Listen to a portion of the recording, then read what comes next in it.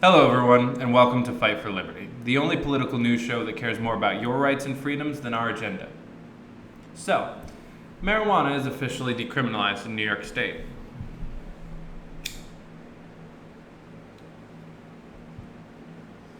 The governor signed the bill just the other day. Now, for those of you that don't know what decriminalized means, it means legalized for rich people. So now, instead of going to jail for smoking a joint, you'll get it taken away, you'll get a ticket, and you go about your day. If you don't pay that ticket, however, you're still going to jail.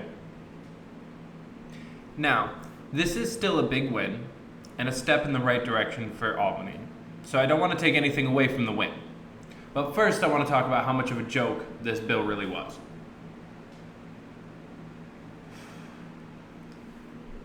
How it works is if you have up to an ounce of marijuana, they'll give you a $50 fine with a $250 surcharge. They will take all the marijuana you have, and again, you'll go about your day. If you don't pay, you go to jail. If it's between an ounce and 2 ounces, it's a $200 fine. And 2 ounces and above, the rules really haven't changed any, and you're still going to jail. Now, this bill also did wipe a lot of convictions, clean up a bunch of records, and started the process of releasing people that were in jail for possession back into society. So my first rationale was that was the most important part. They wanted to get people out of jail, and they believed that everybody in Albany would be down for that, and that's why the bill got chopped down to just decriminalization and not legalization. And that was my train of thought until I did some research and found out that the bill, as is, was still fought heavily in Albany. When the Senate voted on it, there was 39 ayes and 23 nays. And the assembly committees that voted on it were 15-7 and 19-8.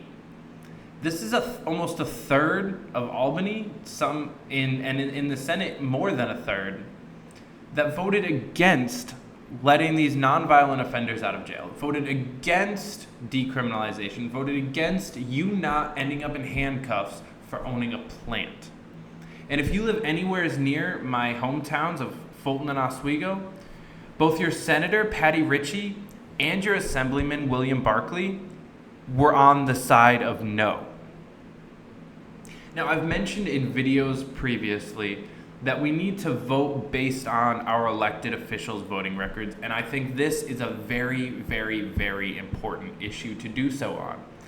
I personally, obviously, am very pro-legalization, and if you are very against it, then keep voting for these people, because that is your right to vote for accurate representation. But if you are pro-legalization, pro-letting these people out of jail, you need to make sure that these people do not see another term. Period. That is our responsibility as voters. I don't even care if there's another person on the ballot. Go to the polls and cast a vote that is specifically not for them. We need to show distrust in our elected officials when they do things like voting to keep non-violent plant owners in prison. Because that's what that vote was, and they knew it. I'll be posting the link to the Senate website so you can see exactly who voted for and against, exactly how the bill is worded, and exactly how everything happened. The Senate website is actually fairly decent and gives the information that we need to accurately vote for our representation. We can't let these kinds of people continue to woo us with campaign speeches or just run unopposed and get voted in because of the letter that's next to their name when they are clearly voting against what we believe in. And again, I say, if you don't agree with what I'm saying in this article or in this video, continue to vote for people like Patty Ritchie and William Barkley. Again, it's your right. But for everybody that doesn't think that people should be in jail for owning a plant, we have to elect the revolution and replace these people. It's our duty, and it's our right.